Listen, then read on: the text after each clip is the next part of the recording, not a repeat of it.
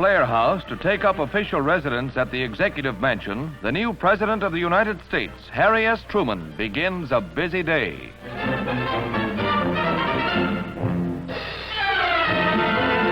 Entering the White House executive offices, he embarks upon one of the toughest jobs on earth, winning the final victory and securing the peace.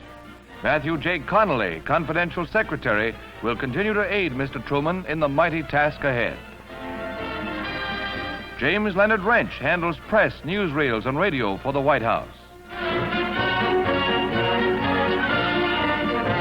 President Truman's first major function was the appointment of John W. Snyder as director of the Reconstruction Finance Corporation.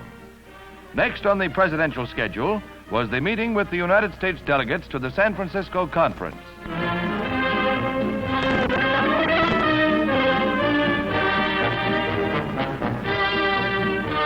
Following President Roosevelt's example, Mr. Truman welcomes reporters to the biggest press conference ever assembled in the White House, and later signs a bill extending lend-lease to our allies.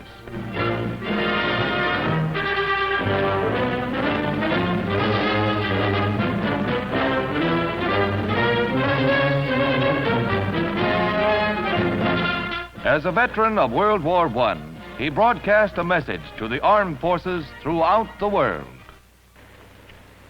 I have done as you do in the field when the commander falls. My duties and responsibilities are clear. I have assumed them. These duties will be carried on in keeping with our American tradition. I know the strain, the mud, the misery, the utter weariness of the soldier in the field. And I know, too, his courage, his stamina, and his faith in his comrades, his country, and himself. We are depending upon each and every one of you.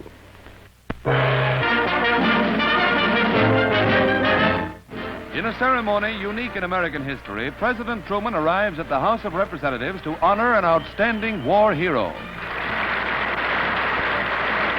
The President decorates Technical Sergeant Jake W. Lindsey of Bluesdale, Mississippi, with the Congressional Medal of Honor for beating back single-handed 5 tanks, knocking out 2 machine guns, and routing 8 Germans, all while wounded. President Truman speaks of the inspiration all Americans can draw from Sergeant Lindsey's heroism.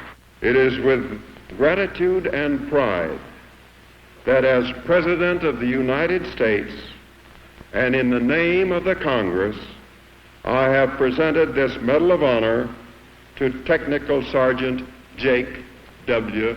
Lindsey.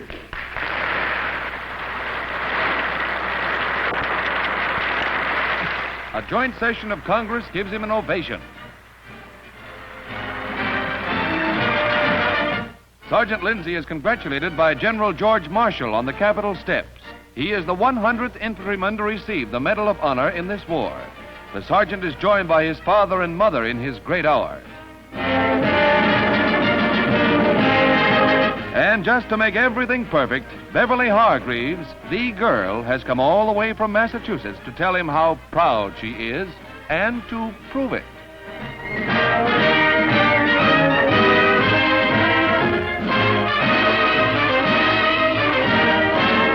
Oh, Sergeant, speaking of decorations,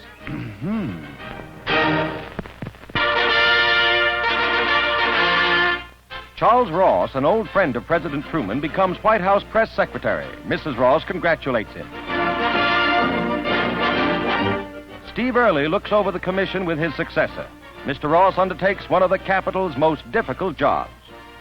One of the president's forward-looking acts is to seek the advice of former President Hoover in the administration of food relief to Europe. Arriving at the White House, Mr. Hoover is greeted by the president, who will benefit by Mr. Hoover's vast experience in food administration during World War I. A wise counselor in time of need.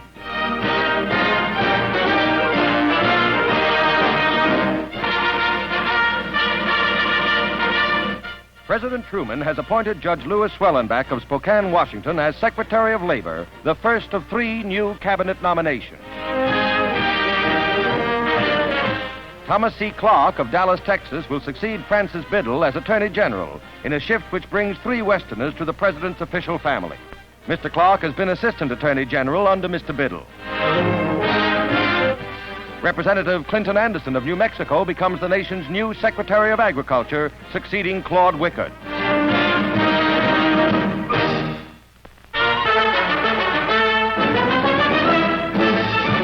Mrs. Truman makes her first public appearance since becoming the First Lady at Washington Airport, where she is to christen 2 service transport planes as a part of the war loan drive.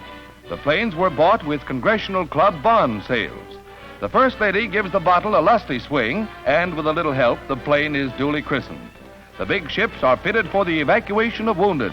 More bonds mean more planes.